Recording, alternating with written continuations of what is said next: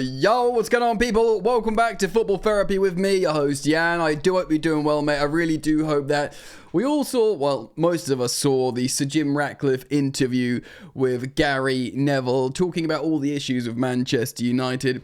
Shortly after, they've published their plans for a 100,000-seater stadium, new Old Trafford, with images and, like video graphics coming out.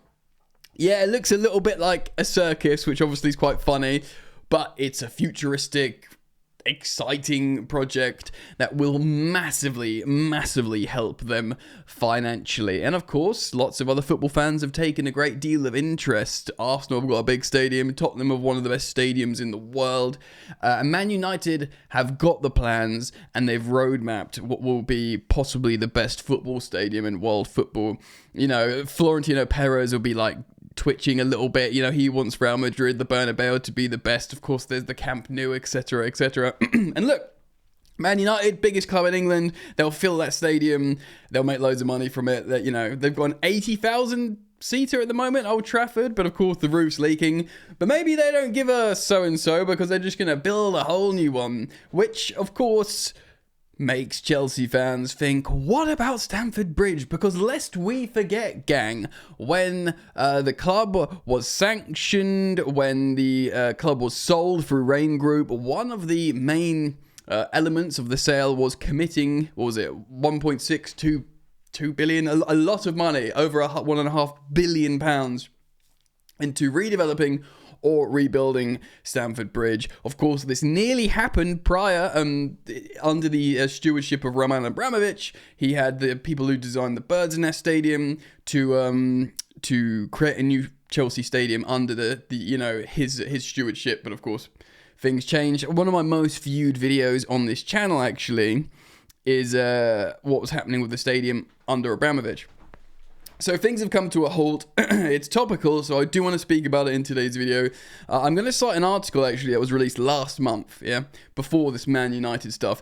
And apologies, it's not a publication that I don't often like to reference. It's The Sun, but it's a good aggregation of the situation of where we're at, and I think it's a good a topical time to speak about it. So we're going to get into it. It's by a reporter called Joshua Jones, and like I said, it really is in response to this because it highlights the situation with Chelsea, the stadium, and how mandatory it is for a rebuild. Guys, as always, thank you for joining me. Thank you for supporting the content. Do take a millisecond of your existence to drop a like on this video. It supports us creators out a lot. And if you do find you like the content or you're coming back to watch me talk about Chelsea, why not subscribe to this channel?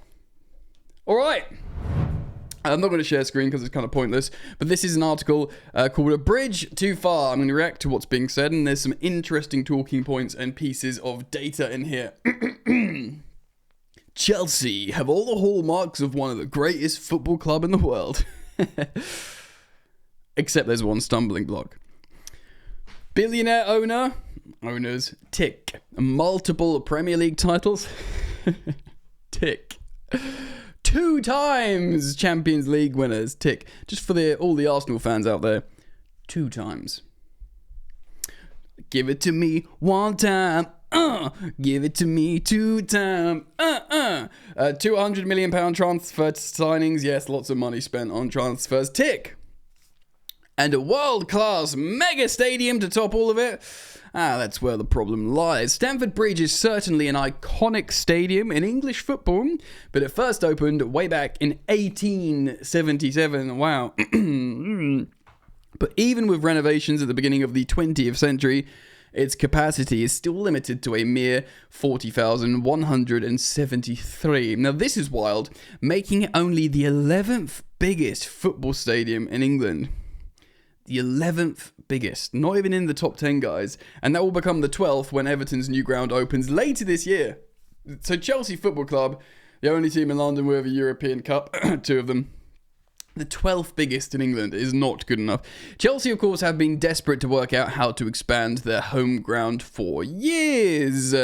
Indeed, like I said, Roman Abramovich tried to do it. And then, of course, perhaps when there was problems with his visa and he couldn't work in England anymore. I think that was one of the reasons why he put it on the back burner personally.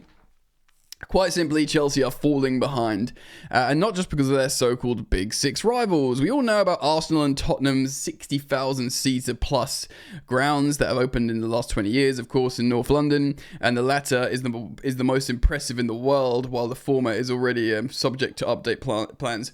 The Emirates Arsenal are already thinking about updates. Tottenham is widely considered one of the very best in Europe, the best in England, which is a horrible thing to say as a rival fan of Tottenham, but here we are. So West Ham, have 62,500. And by the way, West Ham sell that out. Like I've said this before recently on the channel, the West Ham attendance is actually pretty darn incredible. And because of that, West Ham make an incredible amount of revenue from it. Man City have 52,000, so 10,000 less than West Ham. Newcastle also on 52,000. Villa on basically 43, so 3,000 more than Chelsea. And they will have bigger grounds than Chelsea, as do Championship side Sunderland.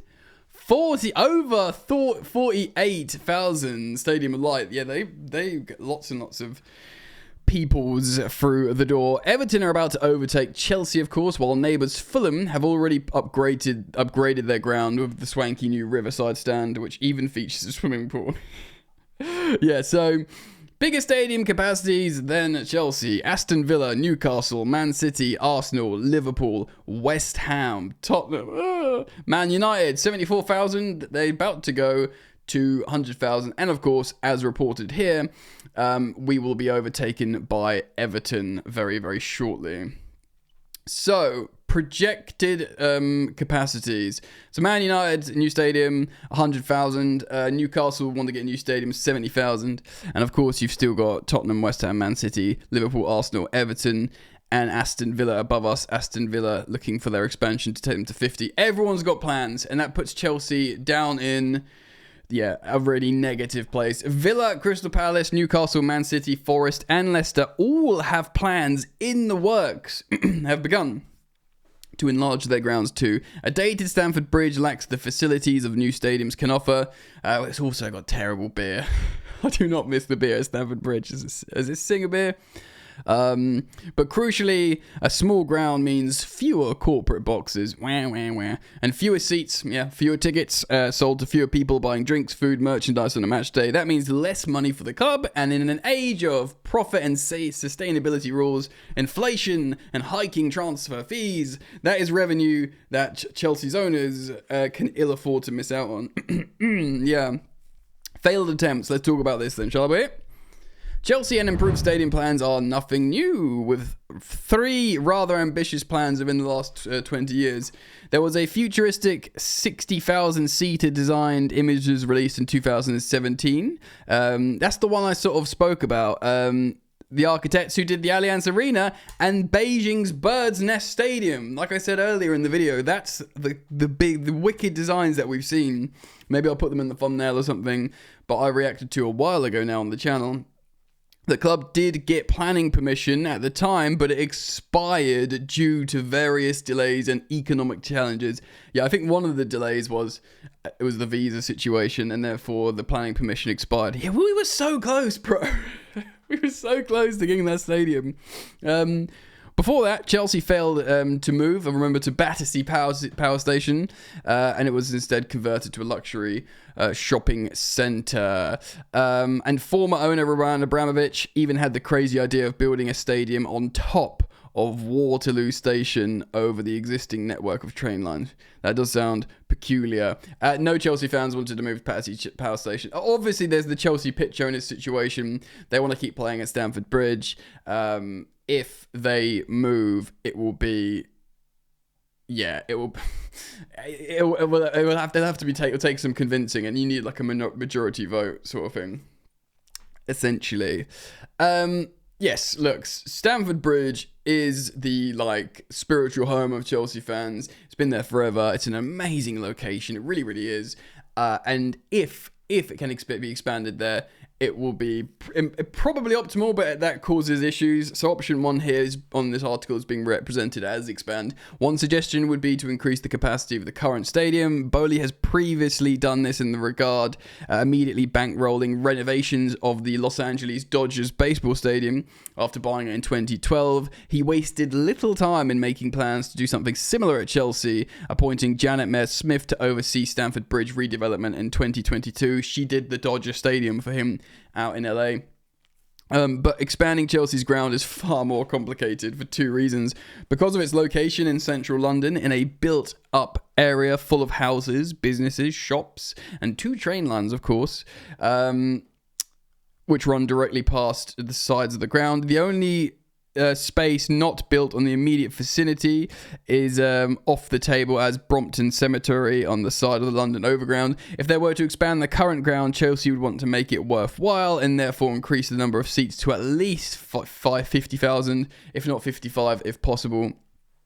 Surely you want to try and get it to that 60 mark, I reckon. Yes, expand. And also, if you expand...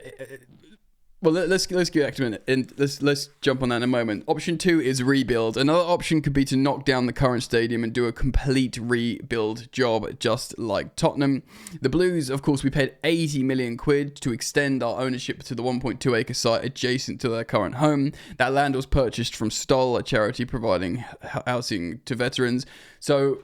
yeah, there was literally land just outside Stamford Bridge. That's all owned by Chelsea now. The idea is Chelsea could use the current site, acquired land, and rotate the pitch 90 degrees and revamp the entire stadium by creating a totally new rebuilt stadium with the minimum of 60,000 seats to compete with London rivals Arsenal and Tottenham.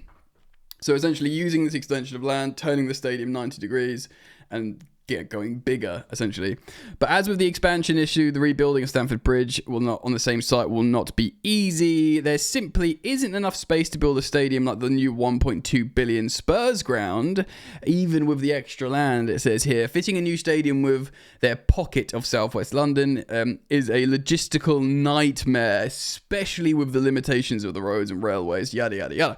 All 3 exit routes out of Stamford Bridge currently lead into Fulham Road, and more fans would be overwhelming for the area and nearby Fulham Broadway. I think they could probably, with like an adaptation of trains, make it work. And of course, there is the option of a new home. Relocating, of course, Earl's Court keeps being spoken about, but there is the issue with the Chelsea pitch owners. Look, one thing is for sure, guys. Chelsea need a new stadium. As much as we love Stamford Bridge, we need a bigger capacity. Otherwise, and as much as you might be like, no, I love Stamford Bridge, yada, yada, yada, Chelsea will get worse as Tottenham, Arsenal, Man United, Man City, they'll all get better. They'll get bigger revenues, bigger fan bases, more people, and Chelsea will inherently become a smaller and smaller and smaller club. And therefore won't compete. And we've all been talking about recently, remaining that big club, winning the highest honours, and it's mandatory. It's absolutely mandatory. Chelsea needs to get a 60,000 seater. It just needs to be done. Understandably, so even if you rebuild, you either knock Stamford Bridge down where it is entirely and rebuild a 60,000 seater. Even though it's saying a logistical nightmare, you try and do that. If you do that, you relocate for years, for like maybe 3 years, go to Wembley or something, and that can seriously damage you. We saw how detrimental it was to Tottenham Hotspur in terms of their form, in terms of not being able to generate an atmosphere. I mean, sure, the tickets would be there for loads of Chelsea fans want to go and watch a game. There's like, what's Wembley, over 80,000? But like, you know, if it means your team plays badly, it just doesn't feel like home, and you end up not playing in the Champions League for a few seasons, that's hugely detrimental in itself. Of course, there's stuff about Twickenham stadium shares with Fulham, although even if there was a way to schedule it with Fulham, yeah, so your the home and away games, you know, are done in such a way where Fulham's basically being played every week rather than every other week, the cottage, and they make money. They've still got a much smaller capacity, so less Chelsea fans will be able to attend games. So it's very, very tricky. Obviously, there's the stand by stand redevelopment thing, but that's so much slower as well. And also, when you do stand by stand, not only is it massively slower, but you actually end up with not as good a product than if you obviously took everything down and rebuilt, all purpose built from the ground up. Look, I don't envy the people who are in charge to doing it. Some Chelsea fans will be like, just redevelop, we can't leave. Some Chelsea fans will be like, bite the bullet, it's time to, you know, whether it's Earl's Court or somewhere else, just go and build a massive new stadium, make that our home and, you know, bite the bullet. But of course, Chelsea pitch owners have to agree because that they own, you know, making sure the Chelsea play at Stamford Bridge and it's called Stamford Bridge, etc. One way or another, though, they need to make a decision and they need to commit because we will get left behind.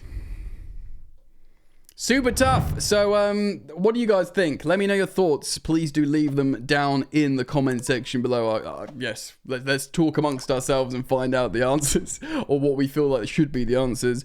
As always, thank you for supporting the channel. Thank you for liking and subscribing. And I hope to see you back here very soon. Take care of yourselves. Peace.